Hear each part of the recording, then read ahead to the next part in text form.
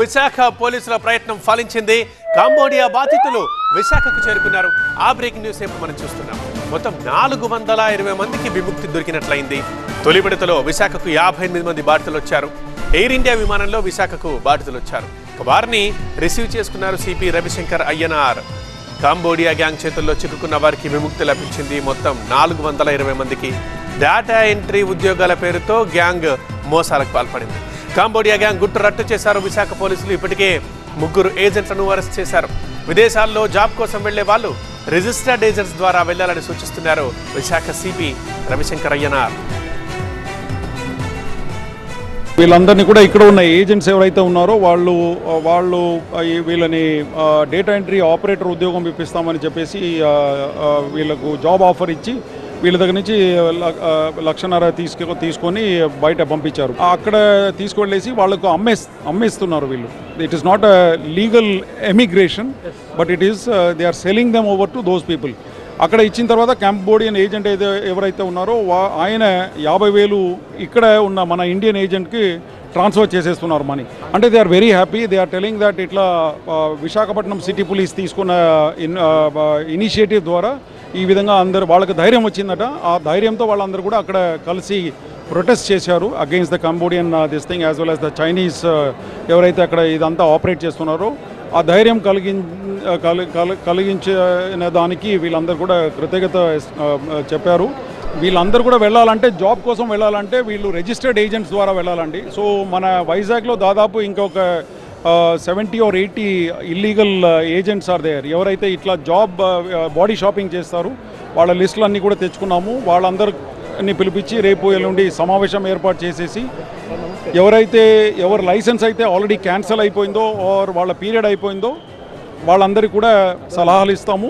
Go through the registered agents అండి. Foreign వెళ్ళాలని చెప్పేసి ప్రలోభం పెట్టిన మనుషులకు డబ్బు ఇచ్చేసి ఈ విధంగా వెళ్ళి ఇరుక్కోకూడదు. రిజిస్టర్డ్ ఏజెంట్స్ లిస్ట్ అన్నీ కూడా మన మినిస్ట్రీ ఆఫ్ ఎక్స్టర్నల్ అఫైర్స్ సైట్లో ఉంది. అది పాటించాలండి.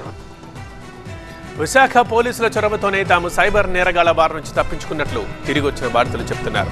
మరింత సమాచారం TV9 సీనియర్ కరెస్పాండెంట్ ఖాజా అందిస్తారు. కంబోడియా నుంచి సేఫ్గా విశాఖ చేరుకున్న మరికొంతమంది బాధితులు ఉన్నారు. చెప్పండి, వాస్తవానికి మీరు ఎక్కడి నుంచి వెళ్ళారు, ఎందుకోసం వెళ్ళారు, జనరల్గా అక్కడ ఎలా ఉంది పరిస్థితి? నేను యాక్చువల్గా షెఫ్గా వర్క్ చేసేవాడిని. షెఫ్ జాబ్ కోసం వెళ్ళాను. నన్ను ఇలా ఏజెంట్ మోసం చేసి అక్కడ పెట్టారు. ఆ వర్క్ ఏంటనేది నాకు తెలియదు. చాలా టార్చర్ చేసేవాళ్ళు. రోజు ఏడ్చేవాళ్ళు. నైట్లు వాళ్ళు కొట్టేవాళ్ళు, వాళ్ళు ఫుడ్ ఇచ్చేవాళ్ళు కాదు. ఇట్లా చాలా చాలా చాలా జరిగాయి. బట్ ఏంటంటే one day we saw our sirs interview, then we got some date. After that, we all people together and we will fight them. We will beat that Chinese and all. Then we just try to come like this. Vizag పోలీసుల చొరవతో మీరు ఇక్కడ వరకు సేఫ్గా వచ్చారు. వీళ్ళు లేకపోతే మీరు ఇక్కడ వరకు వస్తారనుకున్నారా, భావించారా? అసలు వీళ్ళు లేకపోతే ఎవరు రారు. ఎందుకంటే వాళ్ళు పెట్టిన ఒక్క వీడియో బట్టి మేము అందరం ఒక యూనిటీగా అయ్యి వీళ్ళు ఉన్నారు మనకి, వీళ్ళు మనల్ని అలర్ట్ చేస్తారు, ముందు మన ప్రయత్నం మనం చేయాలి అనే దాస్తో ఇంతమంది చాలా మందిని వాళ్ళు కూడా మళ్ళీ అరెస్టులు చేశారు అని చెప్తున్నారు.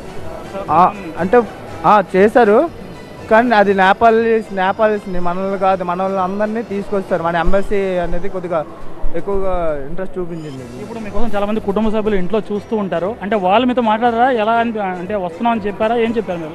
చెప్పాము. చెప్పిన తర్వాత వాళ్ళందరూ మా పోలీసులు అందరూ మాకు బాగానే సపోర్ట్ చేస్తున్నారు. అందుకని వాళ్ళు కొద్దిగా హ్యాపీగా ఫీల్ అయ్యి సరే జాగ్రత్తగా రండి అని చెప్పారు.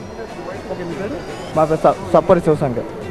సో ఇది కేవలం శివశంకరే కాదు, దాదాపుగా ఇండియా వ్యాప్తంగా 5,000 మంది ఇక్కడ నుంచి కంబోడియాకి వెళ్ళి వాళ్ళు సైబర్ నేరగాళ్ల ముఠా కబంధ హస్తాలు చుట్టుకొని చిత్రహింసలకు గురై వెళ్ళిన తర్వాత ఇంటికి వస్తామో లేదో అన్న భయంతో బెంగతో చీకటి గదిలో నానా చిత్రహింసలకు గురవుతున్న దారుణాలు ఒక్కొక్కటిగా వెలుగులోకి వస్తున్నాయి. ఎట్టకేలకు విశాఖ పోలీసుల చొరవతో ఒక కేసులో కూపీ లాగితే అందరూ కూడా దాదాపుగా బాధితులంతా కూడా బయటకు వచ్చే పరిస్థితి. ఇప్పుడు అందరినీ కూడా రప్పించే పనిలో పోలీసులు ఉన్నారు. దీంతోపాటు కేవలం విశాఖకు సంబంధించిన విక్టిమ్సే కాకుండా దేశవ్యాప్తంగా ఎవరైతే ఉన్నారో వాళ్ళందరి కోసం కూడా ఇక్కడ నుంచి విశాఖ పోలీసులు మానిటరింగ్ చేస్తున్నారు. ప్రత్యేక హెల్ప్ లైన్ సెంటర్లను ఏర్పాటు చేశారు. దీంతోపాటు అక్కడ ఎంబసీ కార్యాలయంతో మాట్లాడడమే కాకుండా ఎవరెవరైతే అక్కడ నుంచి వచ్చేందుకు ముందుకు వస్తున్నారో వాళ్ళందరూ కూడా సేఫ్గా రప్పించేందుకు అన్ని ఏర్పాట్లు అందరితో పాటు చేస్తారు.